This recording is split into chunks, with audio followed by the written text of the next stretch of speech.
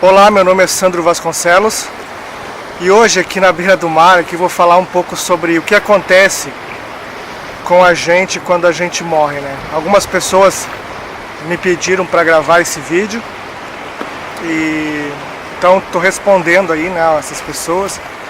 Mas para quem já assistiu os dois últimos vídeos que eu fiz sobre a finitude e o eternalismo, o apego ao eternalismo, já deve estar ciente mais ou menos da resposta. Então, como vocês já devem estar cientes, o que acontece quando a gente morre? A gente vai para o cemitério, né?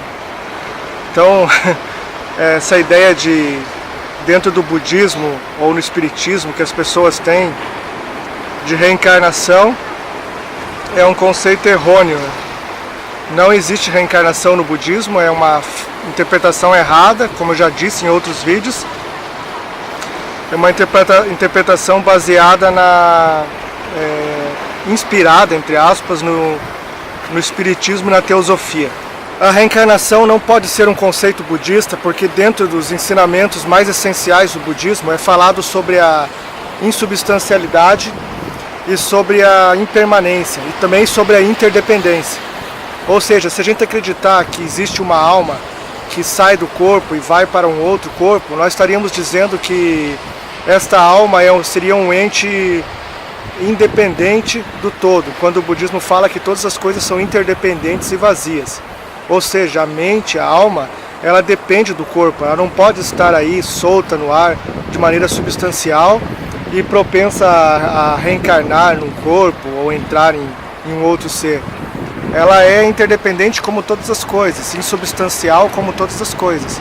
Então a mente, como eu disse já também em outros vídeos, ela depende do corpo para subsistir.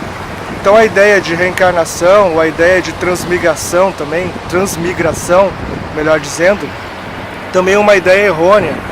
A transmigração nada mais seria do que a própria reencarnação dita em palavras mais pomposas, assim, digamos, mas seria na essência a mesma coisa. Então, se não existe reencarnação, logo também não tem como existir a transmigração. Então, quando a gente morre, a gente simplesmente é reabsorvido pela natureza e reutilizado em outros seres. Só há uma vida biológica do ente Sandro, como eu já disse também, né, que morreu, vai deixar de existir e pronto. Toda a ideia de eternalismo, né, de viver eternamente, seria apenas um apego, né, é uma coisa que a gente quer acreditar, a gente quer que seja assim, mas não tem nenhuma evidência na realidade. A ideia de ressurreição também é uma ideia igualmente falsa que os cristãos acreditam, pois ela não é baseada em fatos, ela é baseada simplesmente numa escritura dita sagrada, uma escritura, a Bíblia no caso, e as pessoas têm que cegamente acreditar naquilo. É uma promessa ali que é feita de salvação, de redenção, de volta de Cristo para julgar vivos ou mortos, mas qual é a garantia que nós temos disso além da fé? E o que é a fé a não ser algo frágil, algo que você, porque escutou alguém dizer ou porque leu em algum lugar, você diz que é verdade, mas o que garante que aquilo é verdade? Tantas religiões falam no pós-morte, cada uma com uma interpretação diferente, muitas vezes até antagônica. E qual dessas religiões então estaria certa, né? Do pós-morte? Qual escritura sagrada seria verdadeira? Quem é o Salvador? É Maomé? É Jesus? Quem seria? Então, o que garante pela fé que pode ser um e não pode ser o outro? Então repense, veja como é frágil, né, essa ideia de acreditar na vida eterna simplesmente porque está registrado num livro de 2000 anos atrás, de milênios, ou supostamente inspirado por alguma divindade. Então o budismo também tem seus escritos, mas eles não prometem algo do tipo. Eles não trazem essa promessa. O que os escritos budistas nos deixam são reflexões filosóficas e práticas para a vida, sem nenhuma promessa absurda de algo que não tem nenhum correspondente na realidade. Você também pode estar se perguntando, mas como que esse cara sabe, tem certeza que não há nada após a morte? Eu sei disso simplesmente por observações da realidade.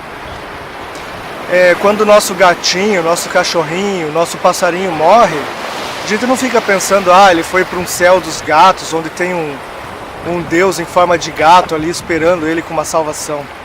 Simplesmente a gente assume que ele é finito e acabou. Então por que nós seríamos privilegiados de ter uma vida eterna? Simplesmente porque nós temos a razão? A razão não é sinônimo de eternidade. Ela é simplesmente um atributo da nossa espécie, a qual nós evoluímos para sobreviver. Assim como a águia, por exemplo, evoluiu sua visão para sobreviver, os roedores pequenos a velocidade para fugir dos predadores, os felinos a agilidade e as presas para poder caçar. Nós, como éramos os mais fracos fisicamente, evoluímos, digamos assim, de forma mental, psicológica. Então a mente não é garantia de eternidade, né? Ela não é um sinônimo de alma, de uma alma que vai transmigrar, de uma alma que vai reencarnar, que vai ressurgir, ressuscitar. Ela é simplesmente uma característica do nosso ser. Nós somos animais como todos os outros. Então, observando a realidade, nós percebemos que todos os seres nascem, envelhecem, adoecem, se degradam, né? E morrem. Por que seria diferente conosco? Simplesmente porque nós conseguimos refletir sobre a nossa própria existência. Ter a razão não significa simplesmente um privilégio. Ele pode ser um privilégio, entre aspas, aqui na Terra, em algum sentido, porque nós conseguimos, de certa forma, prever e dominar alguns fenômenos que nos são úteis em termos de nos dar uma vida mais segura e confortável. E também isso é bem subjetivo e bem questionável também. Mas se há algum privilégio na razão, seria mais ou menos nesse sentido. Agora, você dizer que a razão só concede privilégios em relação aos outros animais também não é bem assim. Os outros animais, por não terem uma razão tão desenvolvida, eles aparentam ter uma comunhão com a natureza muito melhor do que a nossa.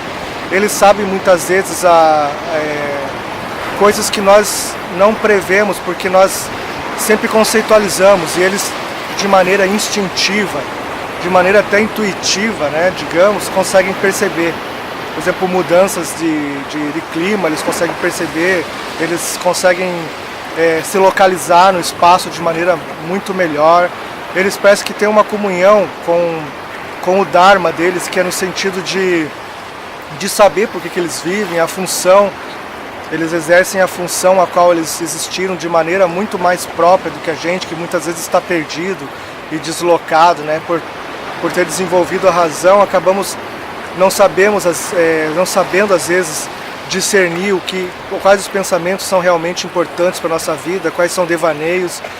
E então existe também esse lado negativo da razão. A razão não é tudo isso, como dizem, essa última bolacha do pacote, como dizem. Ela tem algumas vantagens, como já citei, mas também tem desvantagens. Assim como os instintos animais têm a vantagem deles terem uma comunhão muito mais direta, intuitiva e instintiva com a natureza, né? Eles parecem se perceber mais como parte do todo do que a gente, que tem que fazer um esforço mental enorme para se desprender de apegos do eu, do ego, de satisfação própria de ser, de si, e muitas vezes não levando em consideração o todo, o coletivo.